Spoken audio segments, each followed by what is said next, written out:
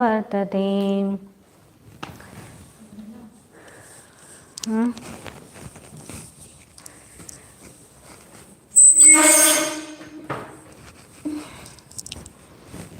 वाक्य बनाने थे, कल एक ही वाक्य बनाया था।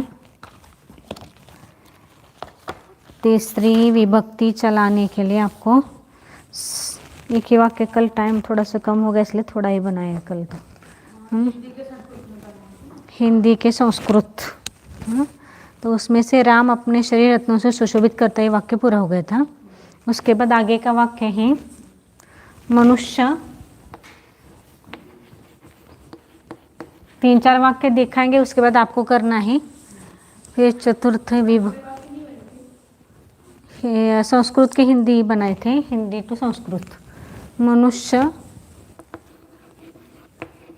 मुख से बोलता है।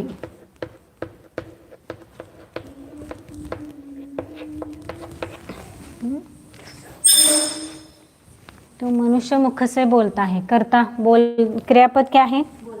बोलता है क्रियापद।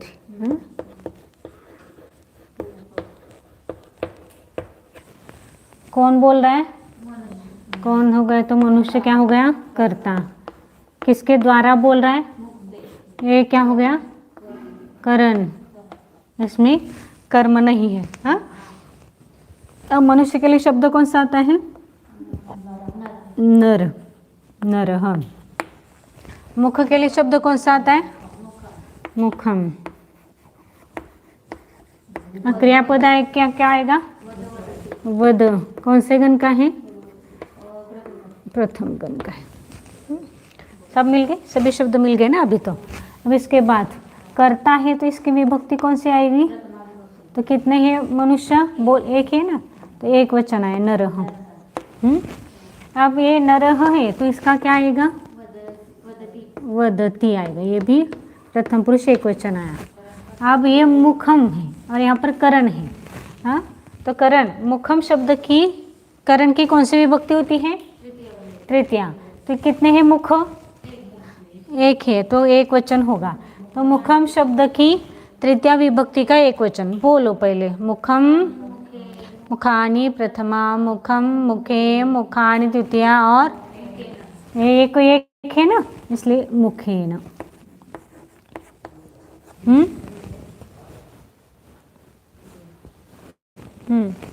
यहाँ पर संधि होती है। क्या संधि होती है? देखिए यहाँ पर है नरह।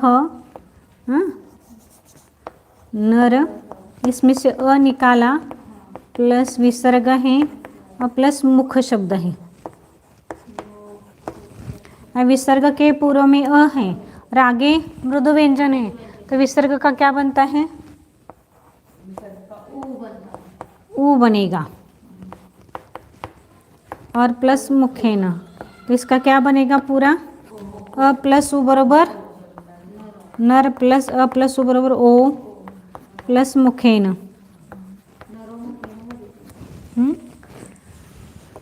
नरो मुखेन। बराबर। इसको भी ये सब निकाल के, ये आपको बहुत बार हुआ है। अब यदि करना है तो आप खुद उसको एक बार देख लेना।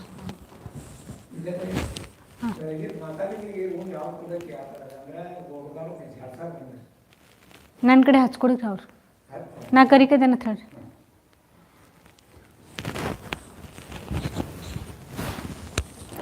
रजिस्टर कहाँ गया?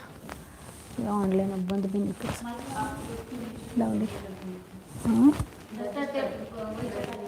हाँ, तो इसको ही आए ओ की संधि बहुत बार हो गई है। अब इसके बाद मैं ओ की संधि बिल्कुल नहीं बताऊंगी। हाँ, अब इसके बाद एक एक आपको यदि नहीं आ रहा है तो डायरेक्ट ओ उस अ का ओ होता है ऐसा कहना है। हाँ, तो इसको मैं ऐसा लिख रही हूँ अभी कि नरो ए मुखेन वदति।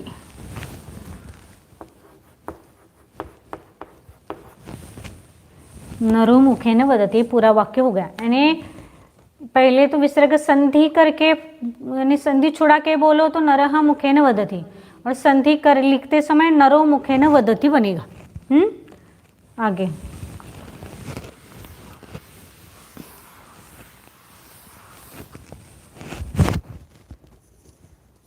मनुष्य अपने शरीरों को अन्न से पोषता है। मनुष्य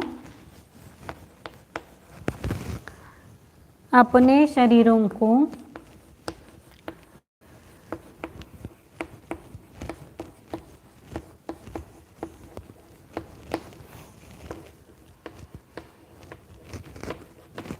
अन्न से पोषते हैं, अन्न से पुष्ट करते हैं।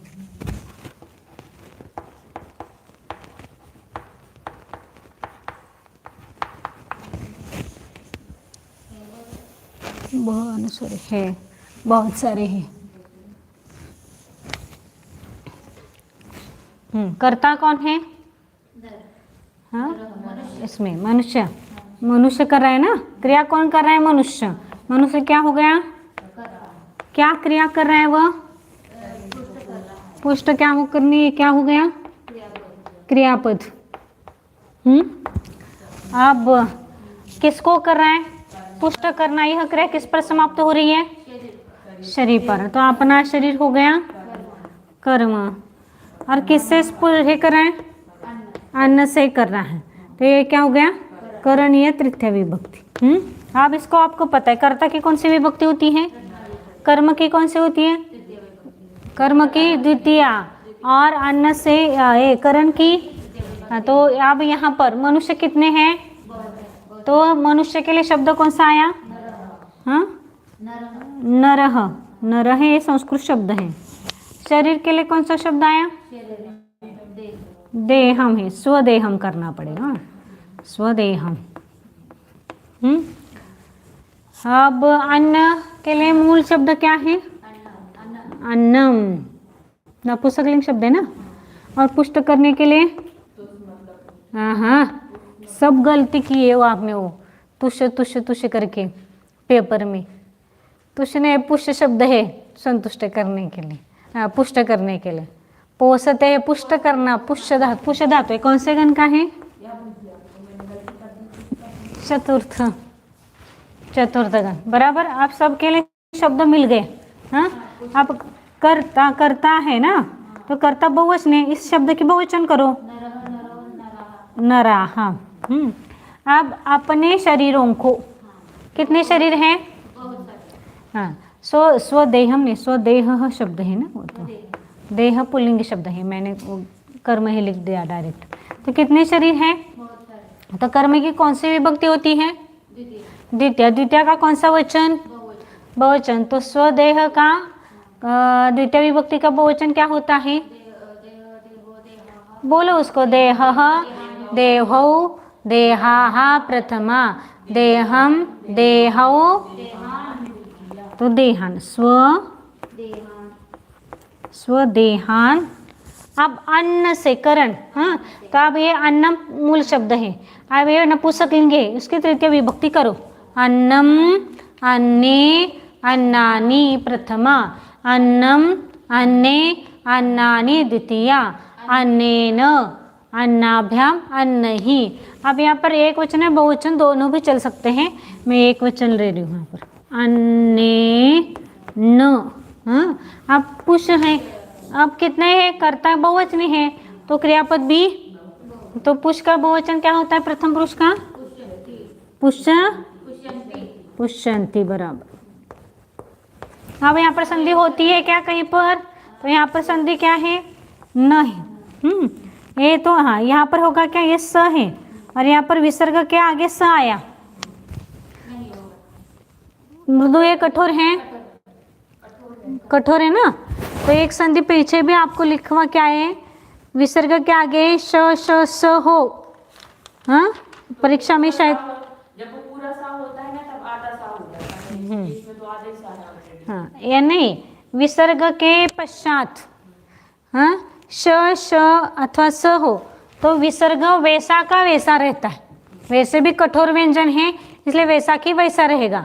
लेकिन आपको नियम एक लिखवा के आए ना कि विसर्ग के पश्चात श हो। ये कवच संशति, कवयः संशति उदाहरण दिया था, तो उस वहाँ पर श या स हो, विसर्ग के पश्चात ये तीनों हो तो एक तो विसर्ग वैसा का वैसा रहेगा। या क्या होता है उस विसर्ग का? क्रम से श होता है श होता है या स होता है, बराबर। तो यहाँ पर क्या है, तो क्या बनेगा यहाँ पर, यदि बनाएंगे तो एक तो वैसा का वैसा रखो, नहीं तो ये नरास बनेगा। ऐसे ऐसे बहुत कम आती है संधि, आती बहुत कम आती है, लेकिन ऐसे ही लिखा जाता है, विसर्ग वैसा ही रखा जाता है। तो आपको पता चाहिए इसलिए मैं दो बता रही हूँ। अब यहाँ पर न हलंत है और ये है अ है, तो हलंत व्यंजन के आगे यदि स्वर आ जाए तो उसमें मिल जाता है, तो ये इसमें मिल गया, ये न पूरा हो गया, फिर नन्नेण पुष्यन्ति, झूम केलंय ना, पुष्यन्ति झूम करून दाखव। नरा स्वदेहानन्नेन पुष्यन्ति। हाँ,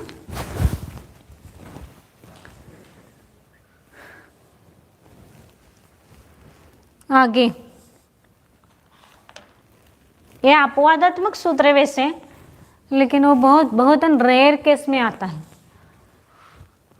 हो गया, आगे का वाक्य।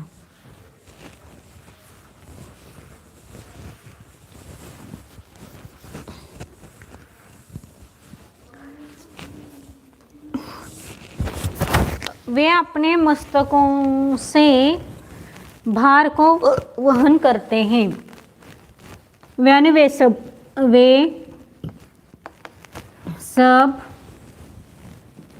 अपने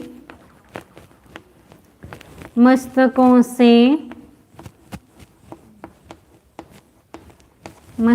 से भार को वहन करते हैं।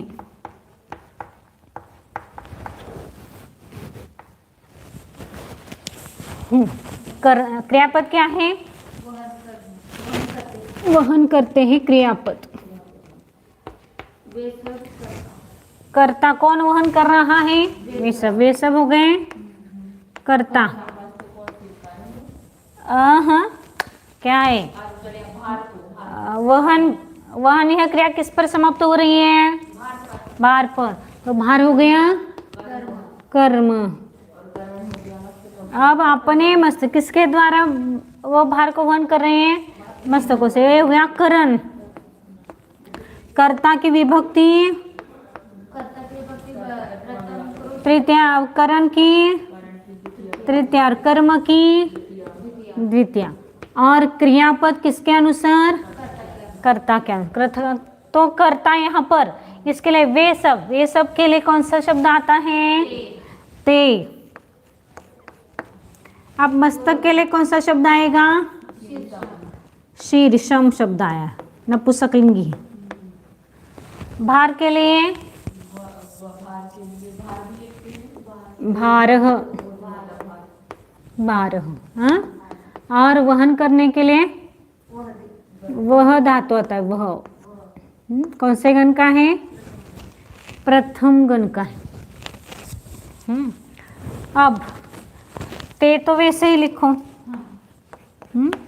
अब इसका भी तत् सर्वनाम है, उसका ते बनता है तत् ते तानि वगैरह, लेकिन अभी आप ते ही लिखो, जब आएगा तब समझोगे, वो तो थोड़ा अंत में आएगा ते।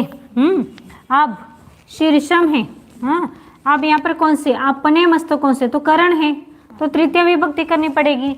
तो पहले बोलो शीर्षम शब्द, शीर्षम शीर्षे शीर्षाणि प्रथमा, शीर्षम शीर्षे शीर्षाणि द्वितीया, शीर्षेण शीर्षाभ्याम, और 8 आणि 9 नंबरची खोलीची केली देते ना, 9 आणि 10।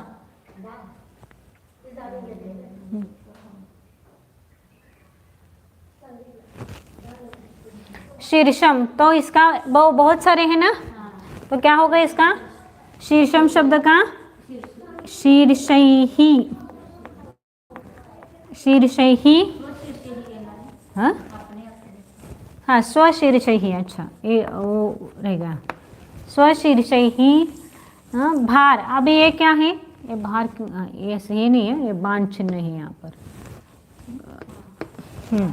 तो भार, अब यहाँ पर मूल शब्द भार है, ये द्वितीय विभक्ति करनी है, कर्म है, तो बोलो भारः शब्द, भारः, भारौ, भाराः प्रथमा, और भारम, भारो, बहुत सारे मस्तक है तो भार भी बहुत सारे हैं, इसलिए क्या आएगा, भारान। और भार को तो एक भार भी तो आ सकते हैं। एक भार, बोझा तो आप बहुत सारे लोगों के अलग अलग बोझे होंगे। एक अपने मस्तकों से तो आपने बहुत सारे मस्तक है, बहुत अलग होंगे ना वो तो। भारान, अब वे वह धातु का क्या आएगा, बहुत सारे हैं, वहंती। आप संधि करो इसकी। तो यहाँ पर स्वशीर्ष है, यहाँ पर तो कोई संधि होगी नहीं, इसलिए वैसा का वैसा लिखो इसको, स्वशीर्ष। हाँ, अब यहाँ पर क्या है, ये विसर्ग के पूर्व में क्या है, यहाँ पर आई है ना, शीर्ष प्लस आई प्लस विसर्ग प्लस भ है। अब पूरा नहीं लिखते हैं, यहाँ पर लिखना है। तो विसर्ग के पूर्व में आई है और आगे भ है, मृदु है कठोर है, भ मृदु है कठोर है, कठोर है क्या हाँ मृदु है। तो विसर्ग का क्या बनता है, विसर्ग का यदि एक के बाद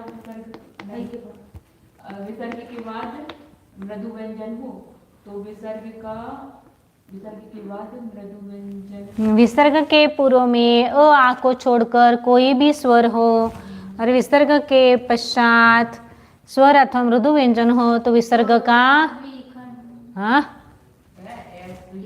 विसर्ग का र बनता है। ये सब गलत, र प्लस भ। अब ये क्या बना, इसको मिलाओ सिर्फ शीर्षई, हाँ, और ये भ और ये र इसके ऊपर चलेगा तो शीर्षर। तो यही शब्द में यहाँ लिख रहे हो अभी।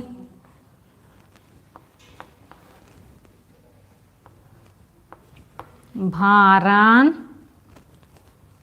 वहंती, इसको जोड़ दिया पूरा मैंने, दूसरा कुछ किया नहीं। ये इस विसर्ग का र किया और ये भारान शब्द ऐसा ही लिखा, और न हलंत इसलिए मैंने ऐसा लिखते हैं, यानी न को व लिखते हैं, यानी न हलंत ही होता है। ते स्वशीर्ष ही भारान वहंती, इसलिए बड़ा शब्द है तो घबराना नहीं उसको। र कहाँ पर होता है, वह शब्द समझने की कोशिश करो ना उसको। पहले पुल्लिंग शब्द है, र किसका बना है, स बना है। संस्कृत में बिना विभक्ति का कोई शब्द नहीं रहता, जो अव्ययों को छोड़कर, क्रिया विशेषण अव्यय को छोड़कर सभी शब्दों की कोई ना कोई विभक्ति हमेशा रहती। तो विभक्ति खोजो पहले, तो विभक्ति आप खोजोगे तो वहां पर वो संधि आपको समझ में आएगी। क्योंकि विभक्ति के अनुसार ही यहाँ पर क्या है, उसके अनुसार यहाँ पर संधि हुई रहती है। समझ में आया? आंख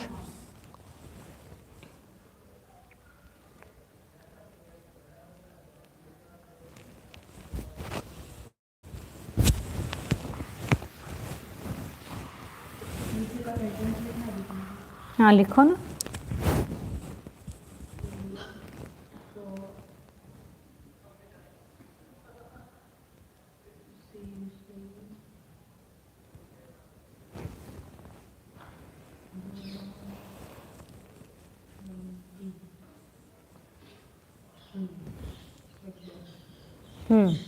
कितने वाक्य हो गए? 3 हो गए ना। और एक करते फिर आपको कल के लिए बनाने के लिए देंगे, क्योंकि आगे का आपको लिखवाना है पूरा।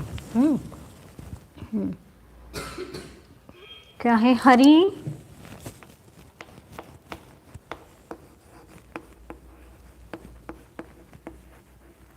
हरि यत्नों के द्वारा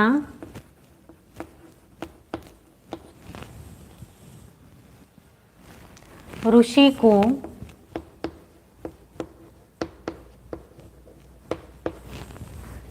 को खुश करते हैं।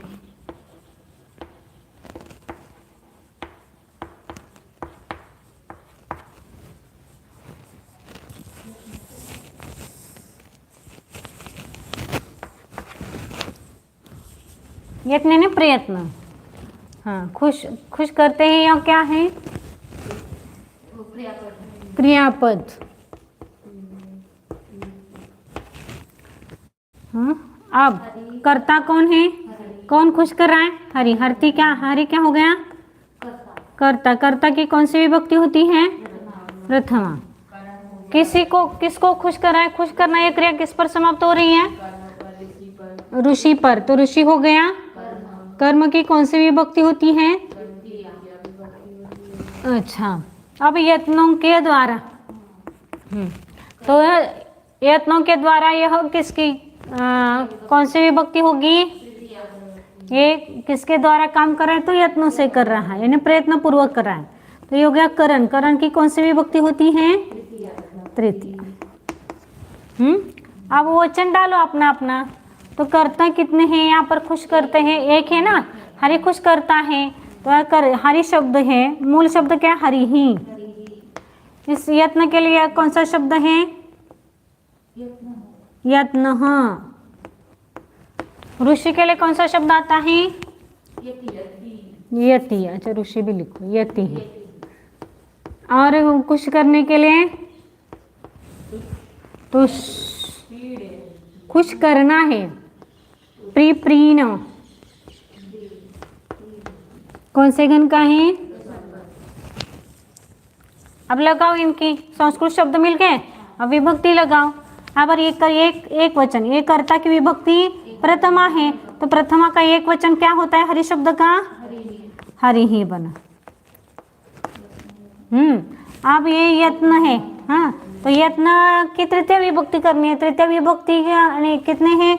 एक वचन है, दो वचन है, बहुवचन है, बहुत सारे हैं। तो कौन से विभक्ति का बहुवचन चाहिए?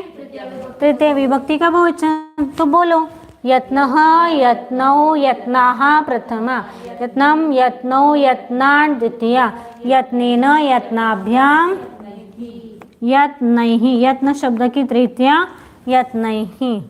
अब यति, यह क्या है? कर्म है। कर्म की कौन सी विभक्ति होती है? द्वितीया। तो द्वितीय विभक्ति का कौन सा वचन है? कितने हैं ऋषि? ऋषि कितने हैं? एक ही है। तो कौन से विभक्ति का एक वचन करना है? द्वितीय विभक्ति का एक वचन। तो बोलो, यति ही, यति, यतयः प्रथमा, यतिम। एक वचन आया ना, यतिम। तो यतिम लिखो। अब यहाँ पर हरि एक ही है, तो उसकी कौन सा आएगा वचन? प्रथम पुरुष का एक वचन। तो क्या आएगा? प्रीण। ये आपका वाक्य हो गया। इस तरीके से हर वाक्य आपको करना है अभी आगे दिए जाने वाले। हाँ, तो यहाँ पर आप संधि देखो, हरि ही यत्न। ये इतना ही लिखती हूँ क्योंकि पूरा नहीं लिखना है मुझे। तो यहाँ पर क्या है? हर प्लस ई को बाजू में हटा दिया, प्लस विसर्ग है, प्लस य है। अब विसर्ग के पूर्व में ई है, तो विसर्ग का क्या होता है? हाँ,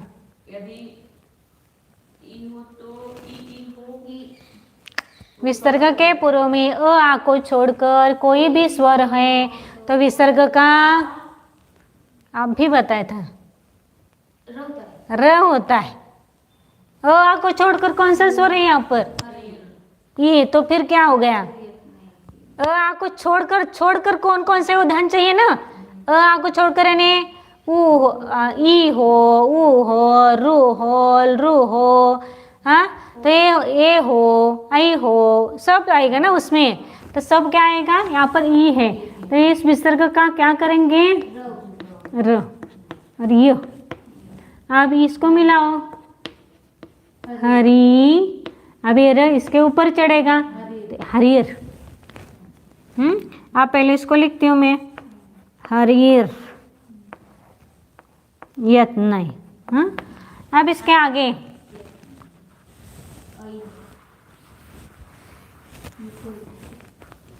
यत्न ही, यहाँ पर भी है क्या? यही है ना। हाँ, तो यहाँ पर क्या? यत्न प्लस आई प्लस विसर्ग प्लस य। अब विसर्ग के पूर्व में क्या है? ये स्वर है आई। तो विसर्ग का और विसर्ग के बाद में क्या है? हाँ, तो विसर्ग का र होता है, र लिखो प्लस य। हाँ, तो ये क्या हो गया? यत्नई, य के ऊपर ये रफाड़ चढ़ा, यत्नैर। हरीर, यत्नई, और यहाँ पर भी क्या होगा? यहाँ है ना ये आई, यतिम। ये म का अनुस्वार किया, म के आगे कोई भी व्यंजन हुआ तो नहीं हुए हो तो उस म का अनुस्वार होता है, तो म का अनुस्वार किया। और प्रीणयति, लिखो इसको आप भी अच्छे तरह से।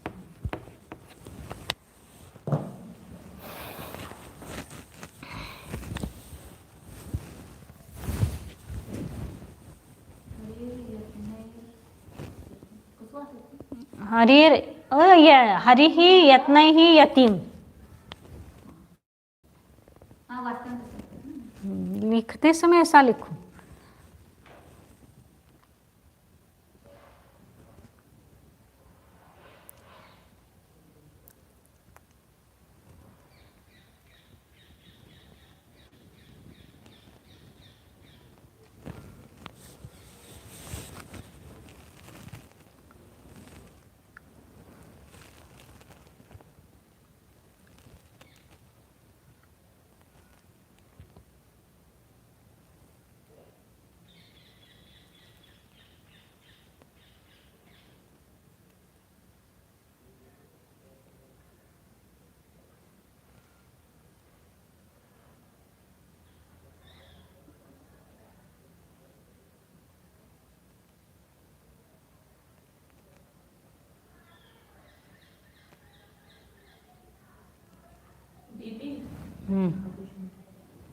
हो गया? अब वाक्य लिखना है, जो कल आपको करने हैं वाक्य पूरे। ये तो आपको पूरा कैसे करना है, क्या करना है समझा दिया है, कल फिर इसका अपन करेंगे। अभी तो आपको वाक्य करने हैं पूरे। तो वाक्य लिखिए पहले तो।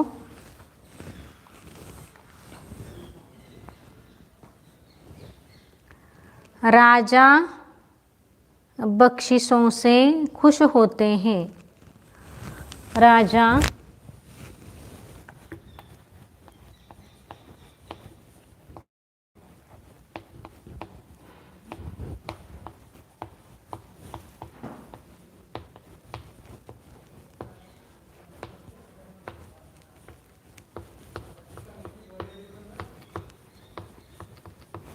राजा बख्शिशों से या पारितोषिकों से खुश होते हैं। गाड़ियाँ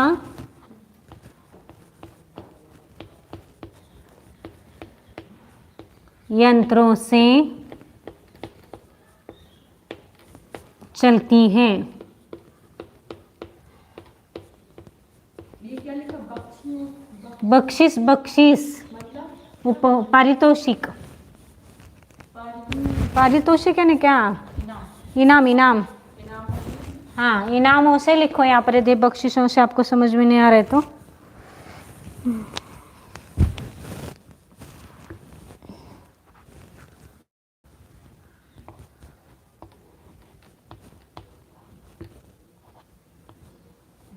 इनामों से। आगे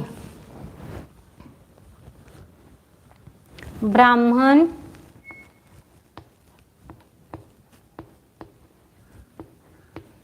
ब्राह्मण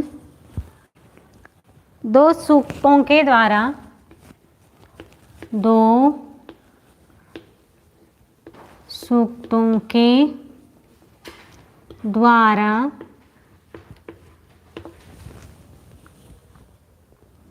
देव को बुलाते हैं।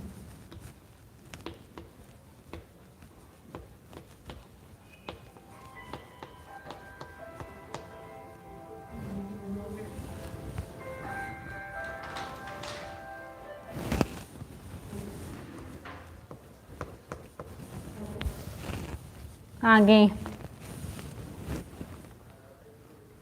वह विधि से, वह विधि से देव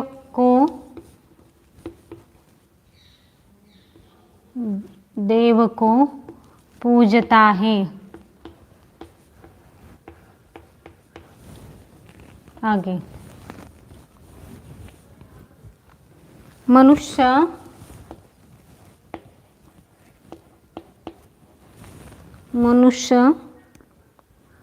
अपने शत्रु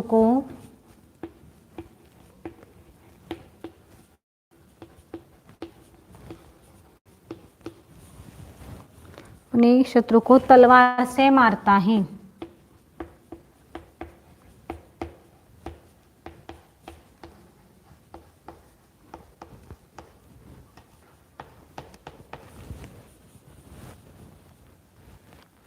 राम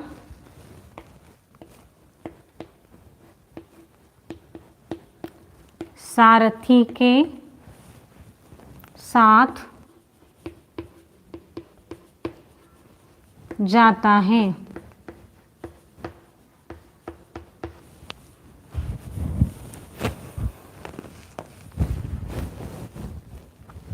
लोग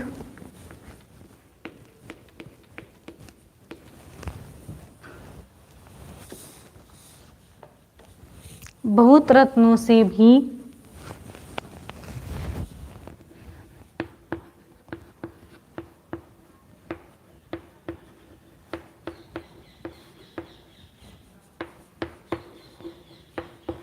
संतुष्ट नहीं होते हैं।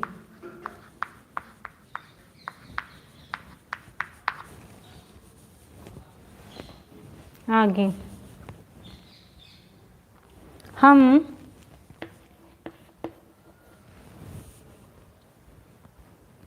रथ से गांव जाते हैं।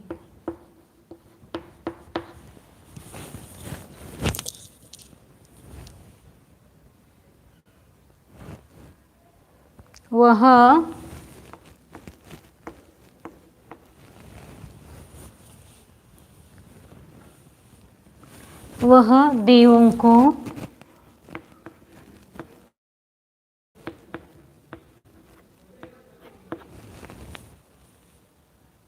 नैवेद्यों से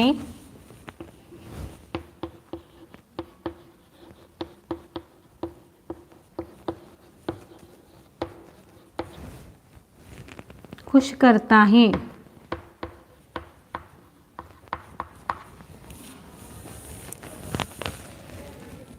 आगे, वह बाघ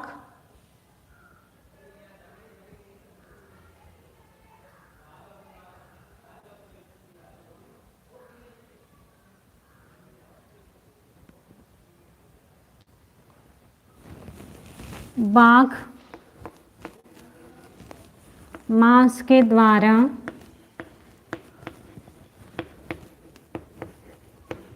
जीते हैं।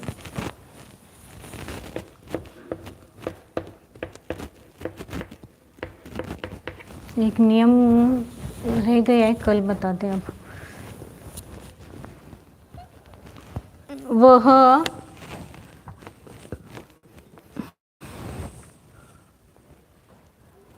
ईश्वर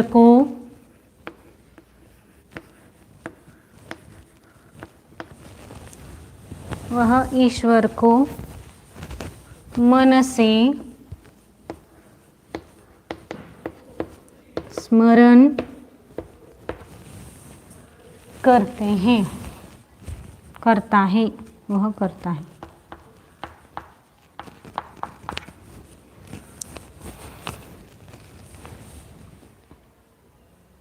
इंद्र वज्र से पर्वतों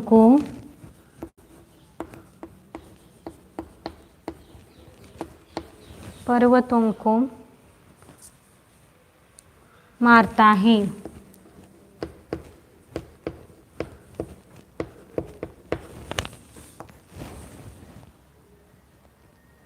पेड़ जल से बढ़ते हैं।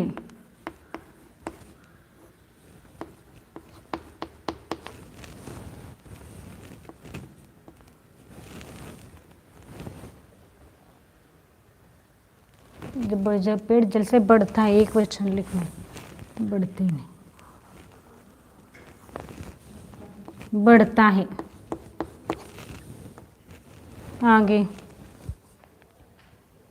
बंदर फलों से खुश होते हैं।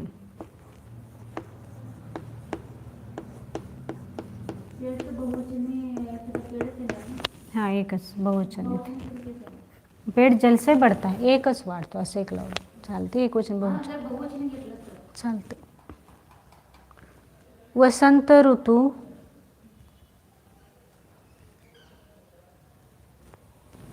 वसंत या बसंत, हिंदी में बसंत बोलते हैं ना. बसंत ऋतु का नाम है, ये ऋतु है एक प्रकार के. समझने के लिए लिखा है ऋतु शब्द. पत्तों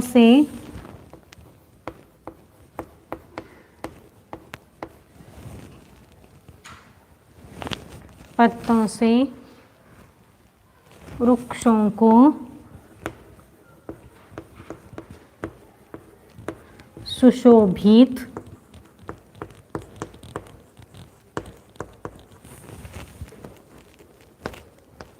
करता है.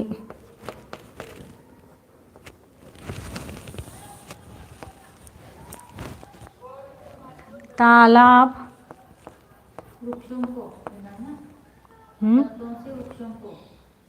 पत्तों से वृक्षों को चाहिए यहाँ पर. वृक्षों को सुशोभित करता है. तालाब सूर्य के ताप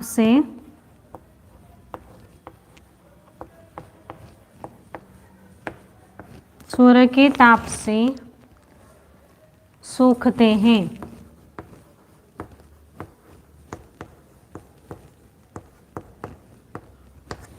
बहुवचन है. और अंतिम वाक्य है मस्तक भार से झुकता है.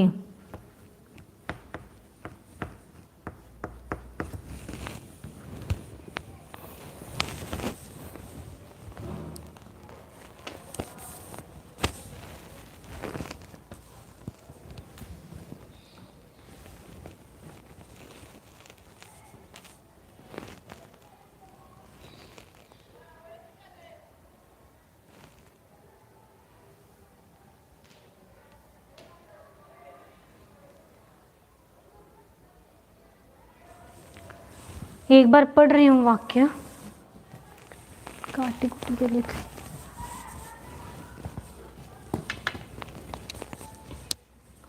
राजा इनामों से खुश होते हैं. गाड़ियाँ यंत्रों से चलती है. हाँ, पहले इसमें है. हाँ, यहाँ पर दोनों पर अनुस्वार चाहिए, बहुवचन है वो. यहाँ पर अनुस्वार चाहिए, बहुवचन है. आगे ब्राह्मण 2 सूक्तों के द्वारा देव को बुलाता है. ब्राह्मण 2 सूक्तों के द्वारा देव को बुलाता है. वह विधि से देव को पूजता है.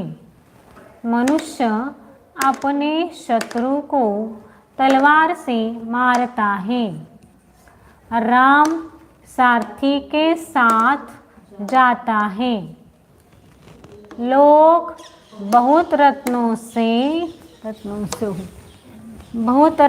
से भी संतुष्ट नहीं होते हैं. यहाँ पर लोग है तो एक वचन बहुवचन दोनों चलता है.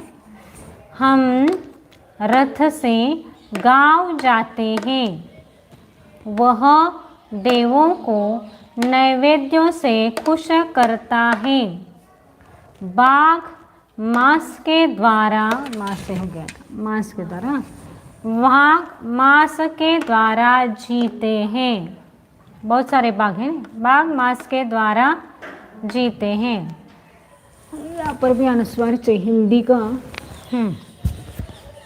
वह ईश्वर को मन से स्मरण करता है। इंद्र वज्र से पर्वतों को मारता है। पेड़ जल से बढ़ता है। बंदर फलों से खुश होते हैं। बसंत ऋतु का नाम है। बसंत पत्तों से वृक्षों को सुशोभित करता है। तालाब सूर्य के ताप से सूखते हैं। मस्तक भार से झुकता है।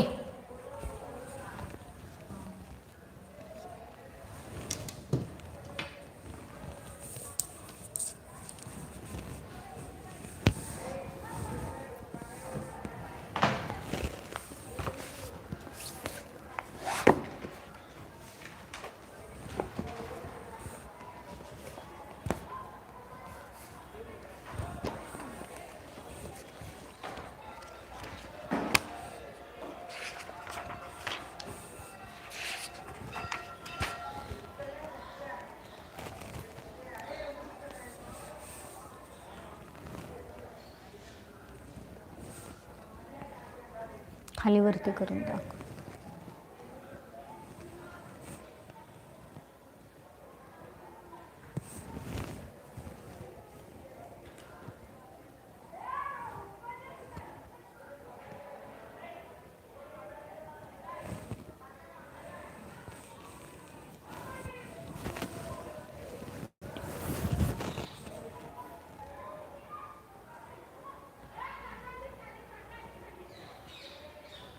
हुआ.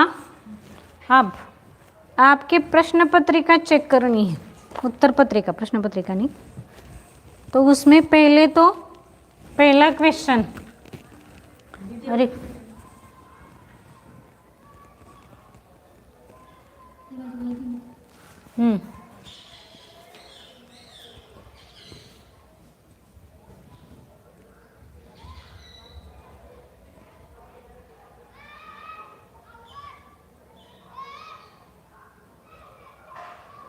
और कल आपको मैंने स्वर संधि के नियम याद करने के लिए बोला था, तो बहुत सारे लोगों ने किया है.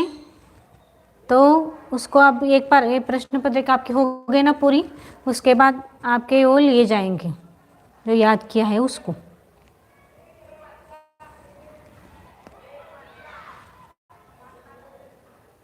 हो गया.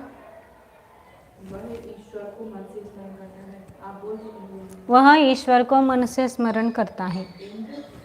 इंद्र वज्र से पर्वतों को मारता है. पेड़ जल से बढ़ता है. जल से बढ़ता है. बंदर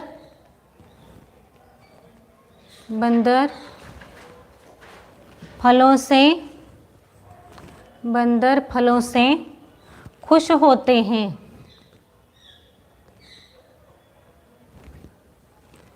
वसंत यानी ऋतु. वसंत पत्तों से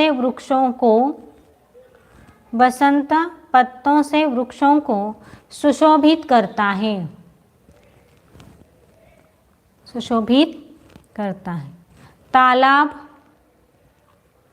तालाब सूर्य के ताप से सूखते हैं.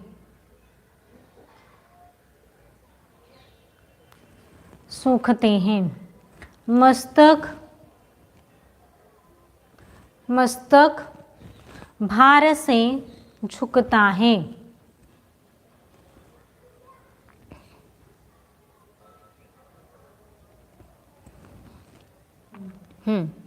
अब प्रश्न पत्रिका आप 5-10 मिनट जितने होंगे, 2-3 प्रश्न उतना आपको यहाँ पर, आपने यदि प्रश्न पत्रिका आपके, उत्तर पत्रिका आपके पास है, प्रश्न पत्रिका भी आपके पास है तो निकालो।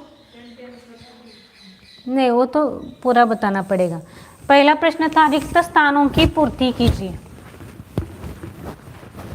प्रश्न पहला रिक्त स्थानों को पूर्ति करना था, तो उसमें पहला प्रश्न है, हाँ, उसमें पहला कौन सा है? रिक्त स्थानों को पूर्ति करना है। उसमें प्रथम गण वाले धातुओं को, प्रश्न पहला था रिक्त स्थान पूर्ति करना। उसमें पहला प्रश्न था कि प्रथम गण वाले धातुओं को कौन सा विकरण लगता है? अविकरण लगता है। दूसरा है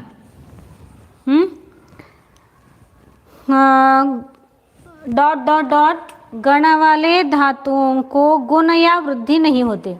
तो प्रथम और षष्ठ गण का अंतर बताते समय, दिख रहा है क्या? उसमें ऊपर करना पड़ेगा।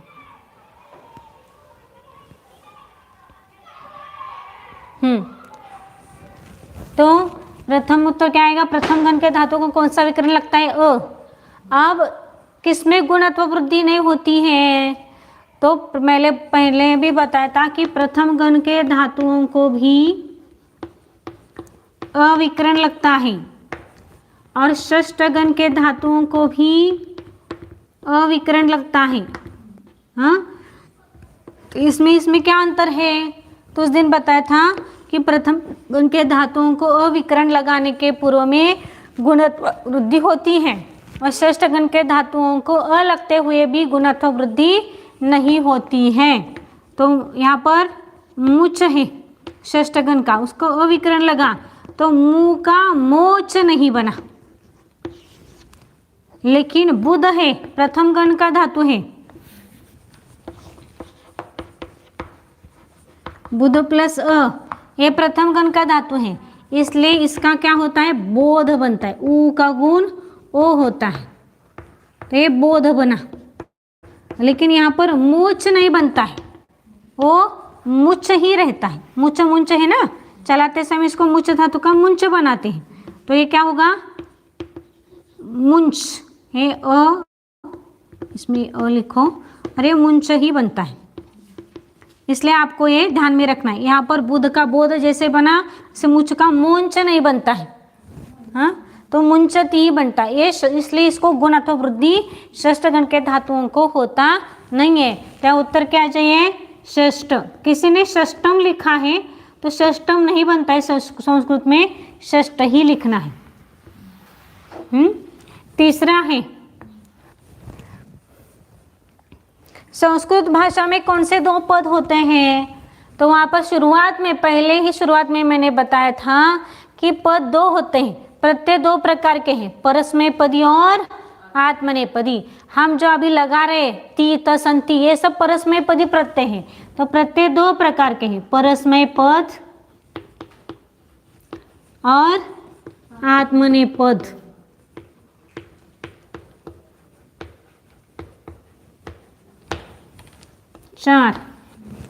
चौथा, संस्कृत भाषा में उपसर्ग कितने हैं? 22 उपसर्ग होते हैं। आगे पांचवा प्रश्न है, यानी पांचवा, जिस वस्तु या पुरुष पर क्रिया का फल समाप्त होता है उसे क्या कहते हैं? कौन सा कारक? कारक यानी विभक्ति। उसको कौन सी होता है? कौन सी विभक्ति होगी जिसको क्रिया का फल क्रिया का हाँ, क्रिया का फल समाप्त होता है? तो द्वितीय विभक्ति या द्वितीय कारक या कर्म कारक। कर्ता कर्म लिखा था ना, तो यहाँ पर उत्तर है उसका कर्म कारक। छठा, गति अर्थ वाले धातुओं के साथ द्वितीय विभक्ति होती है। सातवां, नाम के अंत में, नाम के अथवा क्रियापद के द्विवचन के अंत में, हाँ, जैसे कवि है, कवि, या आगे अभी ऊ और एक आया नहीं आपको, अभी तो कवि एकारांत आया है। तो ये दीर्घ जो है वो कौन सा है? कि प्रथमा विभक्ति,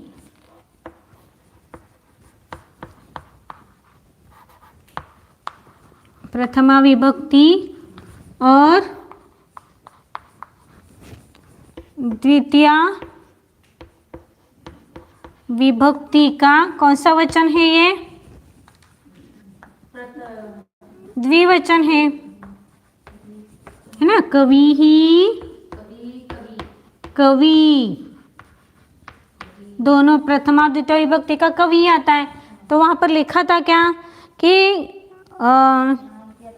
नाम के अथवा क्रियापद के द्विवचन में, ये द्विवचन है ना, उसके अंत में ई हो या ऊ हो या ए हो तो, और उसके आगे स्वर आ जाए। जैसे उदाहरण दिया था वहां पर, कवि आगच्छतः,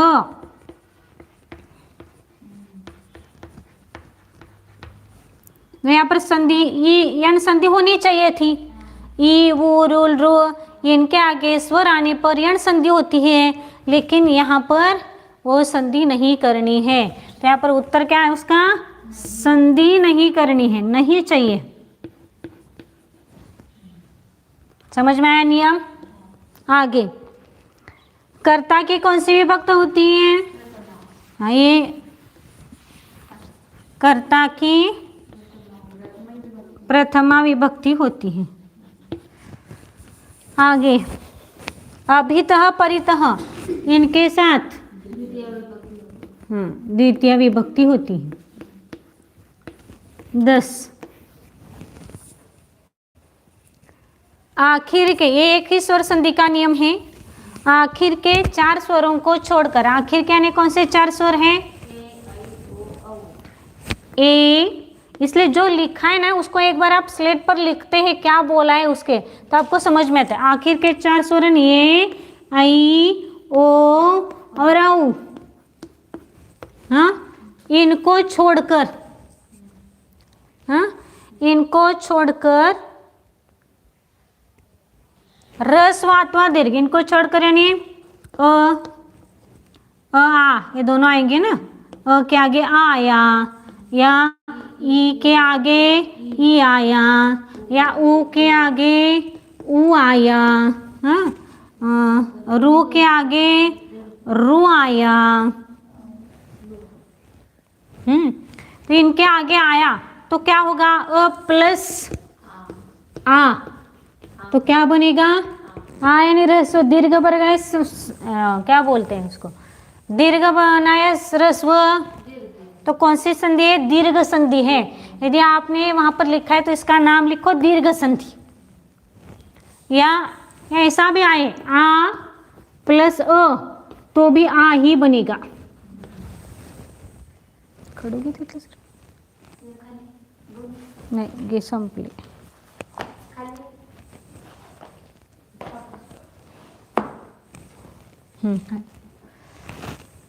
समझ में आया? यानी यहाँ पर आप इसको ई प्लस दीर्घ ई है तो क्या बनेगा इनका?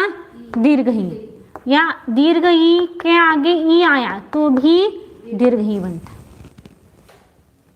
तो इसका उत्तर क्या आएगा? यानी वैसे ही ऊ के आगे ऊ आया तो दीर्घ ऊ बनेगा, दीर्घ ऊ के आगे ह्रस्व ऊ आया तो भी ऊ बनेगा। वैसे रू रू का भी वैसा ही लगाना है। तो इसका उत्तर क्या आया? दीर्घ संधि होती। ह्रस्व अथवा दीर्घ स्वर के बाद उसी जाति का, उसी जाति का नहीं, अ के आगे आ ही, या आ के आगे ये उसी जाति, एक जाति है ना, ई एक जाति, ऊ एक जाति, रू रू एक जाति वाले, उनके आगे ह्रस्व अथवा दीर्घ वही उसी जाति का यदि आता है तो दीर्घ संधि होती है। समझ में आया? ये आप चेक कर लेना। उसके बाद लिखा था आपको कि कौन सा भी एक चलाना है। तो यदि किसी के ए 10 हैं, जिनके पास, जिन्होंने जो लिखा है एक बराबर है तो उसको 1 मार्क है, 10 मार्क के लिए यहाँ पर ऑप्शन बिल्कुल दिया नहीं है आपको, जो जितना बराबर है उतना आपके पास आएगा। अब उसके बाद अकारांत पुल्लिंग शब्द आपको दिए हैं। अकारांत पुल्लिंगी नाम चलाने के लिए कौन से दिए हैं? एक तो जीव शब्द और दूसरा है उपहार शब्द। दोनों में से एक चलाएंगे तो 2.5 मार्क का एक है, तो उसको चलाओ पहले, तो पहले जीव को चलाओ। जीवः, जीवौ, जीवाः प्रथम, जीवं, जीवान् द्वितीया, जीवेन, जीवाभ्यां, जीवैः तृतीया, जीवाय, जीवाभ्यां, जीवेभ्यः चतुर्थी, जीवात्, जीवाभ्यां, जीवेभ्यः पंचमी, जीवस्य, जीवयोः, जीवानां, जीवे, जीवयोः, जीवेषु सप्तमी। हे जीव, जीवौ, हे जीवाः संबोधन। ये सब, ये प्रथमा विभक्ति, प्रथमा द्वितीय, ऐसा सब लिखना है। और यहाँ पर एक वचन, ये द्विवचन, ये बहुवचन।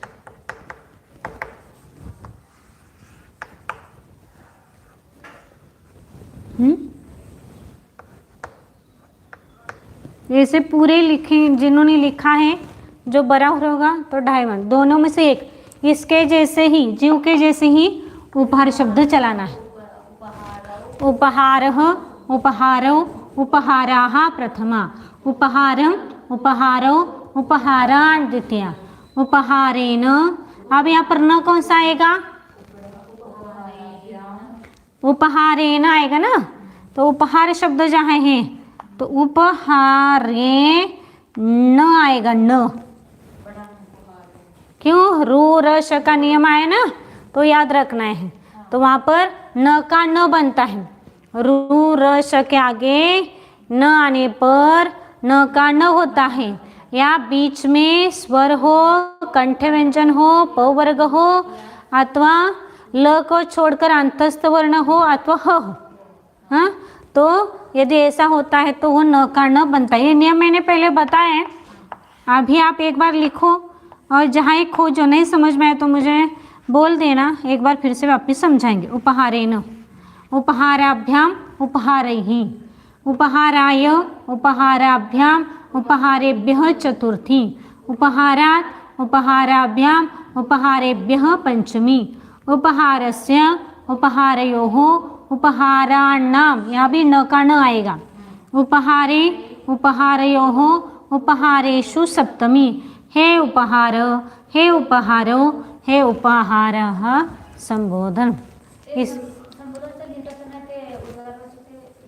उद्गारवाचकच आहे ते। हां, लिहिलं तर चांगलं आहे। काही काही प्रत्येक ठिकाणी असतेच असं नहीं। इस प्रकार यदि आपने अच्छे तरह से लिखा होगा तो पूरे मार्क मिलेंगे। और यदि र का लिख रहे हैं तो ध्यान में रख के, इसलिए मैंने दो अलग दिए थे। एक वैसा ही दिया है और दूसरा र जिसमें है वैसे एक वाक्य, क्योंकि पहले शुरुआत में भी आपको राम शब्द और देव शब्द, दो शब्द अलग अलग पढ़ाए गए हैं। तो जैसे है क्यों पढ़ाए उसका कारण भी उस टाइम मैंने बताया है। हाँ, अब आगे, इसके आगे कौन सा नपुंसकलिंगी?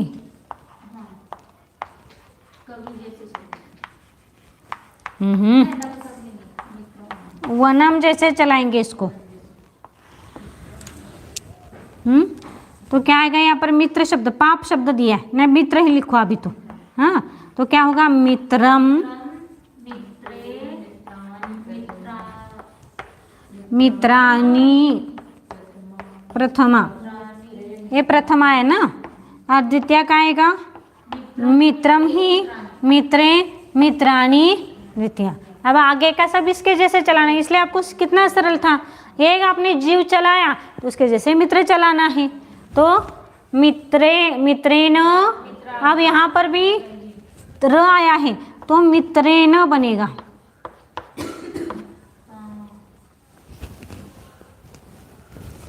मित्रेण, मित्राभ्याम, मित्रैः तृतीया, मित्राय, मित्राभ्याम, मित्रेभ्यः चतुर्थी, मित्रात् मित्राभ्याम मित्रेभ्यः पंचमी, मित्रस्य मित्रयोः मित्राणां षष्ठी, मित्रे, हाँ यहाँ पर न का न बनेगा मित्राम मित्र चलाते समय, मित्रे मित्रयोः मित्रेषु सप्तमी, हे मित्र हे मित्रे हे मित्राणि संबोधन, इस प्रकार हो गया। वैसे ही पाप शब्द भी चलाना है, पापम पापे पापानि, पापम पापे पापानि प्रथमा, लेकिन पाप शब्द में न का न नहीं बनेगा। कैसे बनेगा वो? पापम पापे पापानि, ऐसा बनेगा। ये प्रथमा विभक्ति। और द्वितीय विभक्ति पापम पापी पापानि द्वितीय। आगे कैसे? पापेन, इसी तरह सेम इसी तरह से चलाना है। पापेन पापाभ्याम पापैहि तृतीय, पापाय पापाभ्याम पापेभ्यः चतुर्थी, पापात् पापाभ्याम पापेभ्यः पंचमी, पापस्य पापयोः पापानां षष्ठी, पापे पापयोः पापेषु सप्तमी, हे पाप हे पापे हे पापानि संबोधन, संबोधन यही आएगा, हे पाप हे पापे हे पापानि संबोधन। बाकी का जो है वो कल बताएंगे। 2 क्वेश्चन आपके, नहीं 3 क्वेश्चन हो गए बता के, हाँ बाकी के कल बताएंगे। जैसे टाइम मिलेगा वैसे बताएंगे, वैसे चेक करते जा, एक ही टाइम में थोड़ा पढ़ा के ही करेंगे उसको।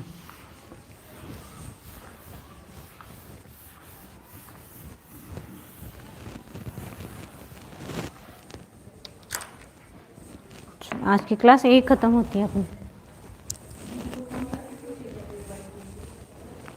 पूछती हूँ। उठा सकती है, नहीं उठा सकती, क्योंकि दिन में पेपर नहीं बनाएगा। 8 बजे तक उनकी क्लास चलेगी, तो वो कर दूँगी, नहीं तो फिर दूसरा सब्जेक्ट